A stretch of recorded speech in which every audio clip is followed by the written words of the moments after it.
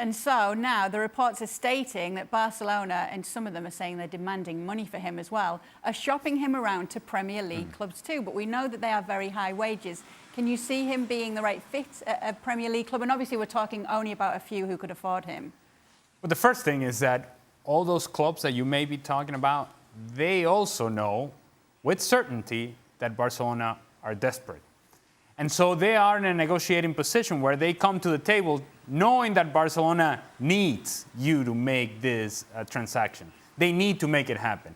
And because when you get desperate and you need something to happen, you become a little irresponsible with the transaction. And so you're willing to take certain losses. You're willing to make certain alleviation or certain concessions in the deal because, guess what? You need it to happen. That desperation that Barcelona has, any team that is interested in Antoine Griezmann would be smart to say, okay, Barcelona, we're not going to meet you halfway. You're going to come 3/4 of the way over here, and then at that point we'll start talking. And when we start talking, we're going to be in the position of power. So we're going to do a deal that benefits us, not necessarily a deal that benefits you.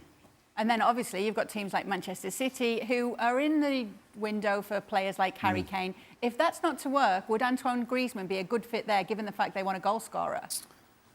Well, as far as I can remember, Antoine Griezmann scores quite a lot of goals when he's given the opportunity.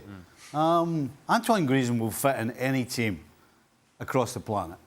He's that good. He absolutely 100% would fit in at City.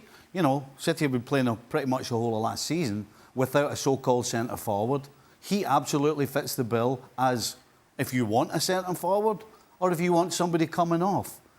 Perfect. Chelsea, he would fit in at Chelsea.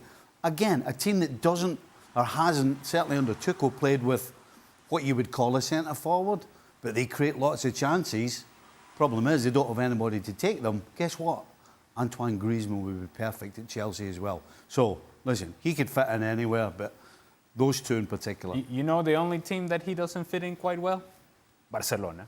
Yeah. And the reason is Lionel Messi is still there and will be there. And so that free role that we've spoken about time and time again is simply not available. And so therefore, I think it would be in the best interest, not only of Barcelona, but certainly of Antoine Griezmann to say, you know, this is not what I thought I was getting myself into, and how about we find a way out? This may just be the way out that he requires. So, Sid, if it's not Barcelona and it's not Atleti, is it most likely going to be a Premier League club then?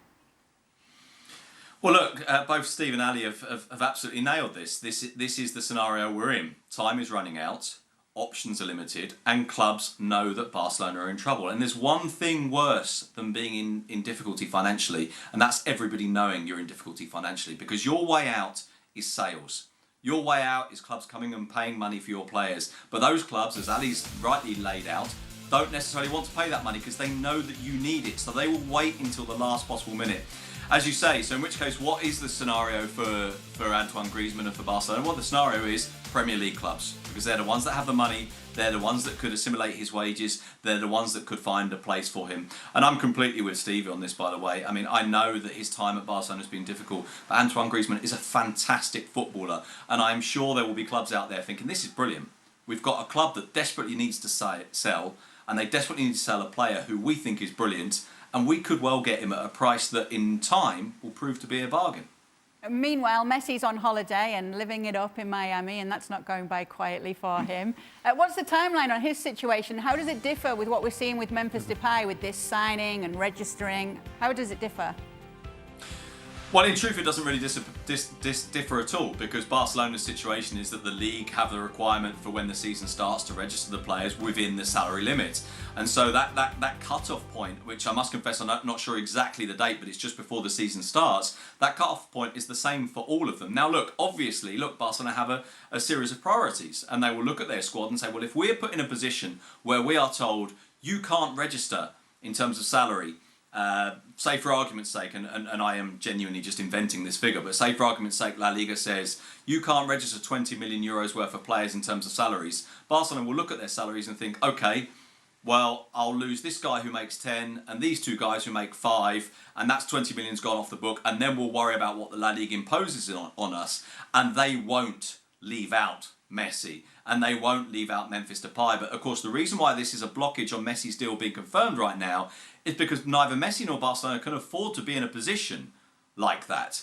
And so they want to wait until they're absolutely sure that there are no major obstacles in their way still. Thanks so much for watching ESPN on YouTube. And for more sports highlights and analysis, be sure to download the ESPN app. And for premium content and live streaming, subscribe to ESPN Plus.